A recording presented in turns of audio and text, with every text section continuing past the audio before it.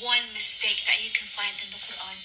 And wallahi, I am going to leave Islam right now. So I posted a response to this about a month ago, and it has sent Muslim apologists into a frenzy.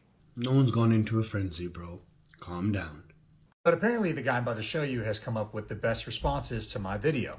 So I responded to this guy on the 18th of July, as you can see here. And after many people tagging him in my videos, tagging me in his videos, saying, Kohli, why are you not replying? Why are you not replying? He refused to reply. And here, someone, as you can see, here's a screenshot. Someone messaged him and said to him, are you going to reply to this guy? Meaning me. What did he say? He said, nah, it's not a good use of my time. I've got some other stuff I'm working on. Yet now he's decided to reply to me when? On the 5th of August, right? So that's 19 days later. So what happened, bro? It wasn't a good use of your time and now all of a sudden it is? Did you succumb to peer pressure?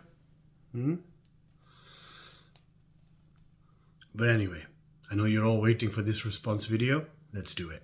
Let's destroy this guy again. When we actually look at the word Salaba and why it's translated to crucify, it makes a whole lot of sense. So basically what this uneducated person has done is he's Googled the word, then he's taken a screenshot, and he hasn't shown the reference, the source, where it came from, any sort of lexicon that he took it from. No. So what's he doing is being disingenuous.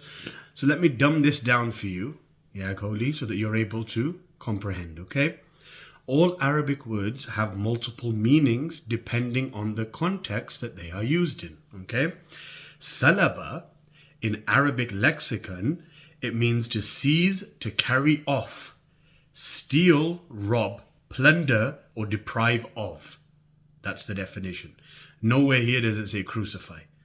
That's the Arabic lexicon. Then we look at Lane's lexicon and it says that the word is he seized it or carried it off by force. Then we also look at Al-Ma'ani's dictionary. It says that the word means abstract, deprive of, despoil, disposes of, loot, pillage, ransack, abstract. 3 different Arabic dictionaries, none of them use the word crucify. And nowhere in the Holy Quran does it say that crucifixion, the method that the Romans did, which is the cross and the nail and then they'll hang you up, nowhere in the Quran is that mentioned.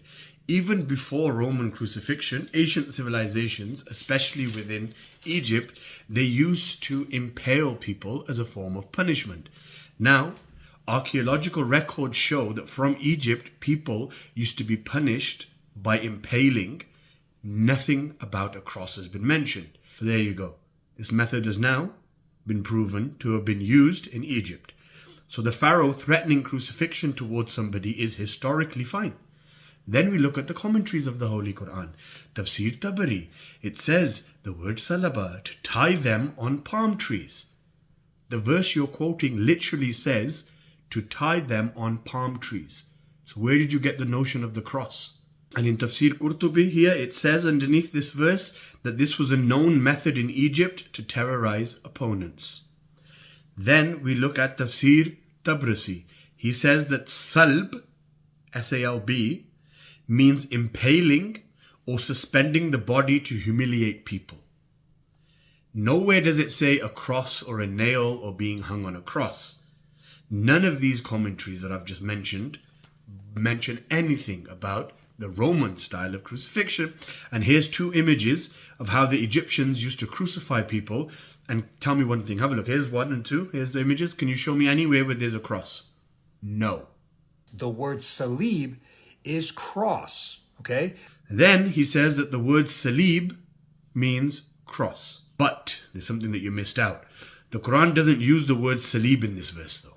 So why would you mention salib when it's not even mentioned in the verse? So this word has no relevance. The meaning of salib as cross, it came after Christianity entered the Arab world, not before. So you also fail on that. This meaning is post-Jesus, peace be upon him, influenced by Christianity and Roman style punishment. The meaning is not even found in any prehistoric Arabian literature at all. This was something that was modified later. And the Quran uses the verb salaba, okay? Not the noun salib. Now my brother, if you don't know the difference between a noun and a verb, you shouldn't really be making videos trying to find mistakes in the Holy Quran, okay? Let me break this down for you even more. Salib is borrowed from the Syriac Aramaic word Salaba, which in itself comes from an Akkadian word, which means to cross out or twist. I highly suggest you buy these two books. This is the first and this is the second, so that you're able to understand Arabic terminology better. The word salbat is crucifixion. Salbat isn't even a standard Arabic word. Like, bro, you're literally making up words. That's not even a word. The word musallab is the intersection between two roads. Musallab as a noun refers to the person or thing that has been subjected to the act of salb. And I've already proven that salb means to impale, but not on a cross, and nothing like the Roman style of crucifixion. So this was the first part. I'm going to have to break this video into parts, right? Because it's going to be too long and then it's not going to be able to be viewed properly. So he's mentioned 5 verses of the Quran and he's mentioned 5 mistakes in the Holy Quran. I've refuted all 5. Now he's come back and attempted to refute my refutation. So I'm going to be now making 5 videos replying to each verse. So this one that I just made now, this is the first video which speaks about Pharaoh talking about the crucifixion. Okay, so this first video is about that. Now I'm going to make the second, the third, the fourth, and the fifth, and all of them will be uploaded tonight.